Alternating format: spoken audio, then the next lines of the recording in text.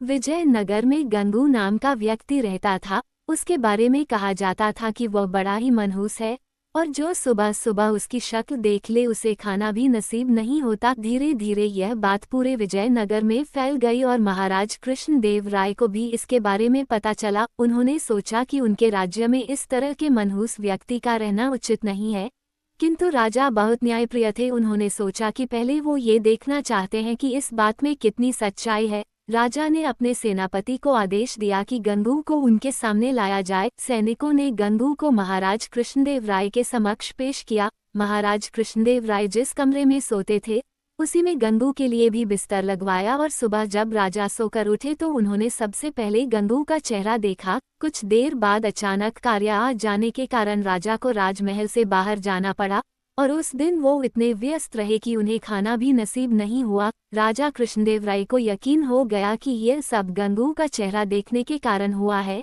राजा ने सोचा, जब इस व्यक्ति के कारण मुझे भोजन नसीब नहीं हुआ तो शहर के दूसरे लोगों के साथ क्या होता होगा। गुस्से में राजा कृष्णदेव राय ने गंगू को फांसी पर टांगने का आदेश दिया। ये बात पूरे राज्य में फैल गई कि कल गंगू को फांसी दी जाएगी। जब ये बात तेनालीराम को पता चली तो वे सारा माजरा समझ गए और तत्काल गंगू के पास पहुंचे। तेनालीराम को देखकर गंगू रोने लगा और तेनालीराम को पूरी बात बतलाई। तेनालीराम ने गंगू को सांत्वना देते हुए उससे कहा कि जैसा वो कहे गंगू को वैसा ही करना होगा। गंगू भी तेनालीराम की बात समझ गया। दूसरे दिन जब गंगू को फांसी दी जानी थी तभी गंगू से उसकी अंतिम इच्छा पूछी गई। गंगू बोला, मुझे महाराज से मिलकर कुछ बतलाना है, यही मेरी अंतिम इच्छा है। सैनिकों ने महाराज कृष्णदेव राय से गंगू की अंतिम इच्छा बतलाई। महाराज कृष्णदेव राय गंगू की अंतिम इच्छा पूर्ति के लिए उसके पास गए और बोले, बतलाओ गंगू, तुम्हें क्या बतलाना है। गंगू बोला, महाराज, इस राज्य में एक व्यक्ति मुझसे भी ज्यादा मनहूस है। पहले दंड उसे मिलना चाहिए, फिर मुझे। महाराज कृष्णदेवराय राय ने बड़े आश्चर्य से गंगू से पूछा, गंगू, बतलाऊं वह मनहूस व्यक्ति कौन है। गंगू बोला, महाराज, वो मनहूस व्यक्ति कोई और नहीं बल्कि इस राज्य का राजा अर्थात आप हैं। ये सुनकर महाराज कृष्णदेव राय अत्यधिक क्रोधित हुए और बोले, जानते हो गंगू, तुम क्या बोल रहे हो, इसके बदले तुम्हें दंड भी मिल सकता है। गंगू बोला, महाराज, मृत्युदंड से बड़ा कोई दंड हो सकता है क्या? ये तो आप मुझे दे ही चुके हैं, कृपया आप मेरी विनती सुन लें।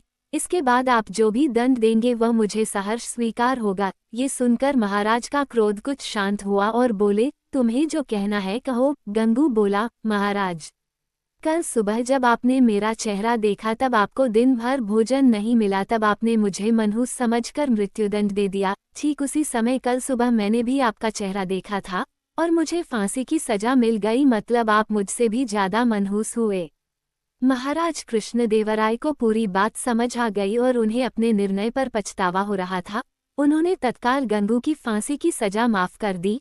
गंगू को अपने पास बुलाकर पूछा, गंगू, यह विचार तुम्हारे मन में कैसे आया? गंगू बोला, महाराज, मुझे तेनालीराम ने ये सब करने की सलाह दी थी। महाराज कृष्णदेव राय ने गंगू को बहुत सा धन देकर विदा किया और तेनालीराम को बुलाकर उसका धन्यवाद दिया कि उनके कारण एक निर्दोष की जान बच गई और महाराज के हाथ से एक बहुत बड़ा पाप होने से बच गया।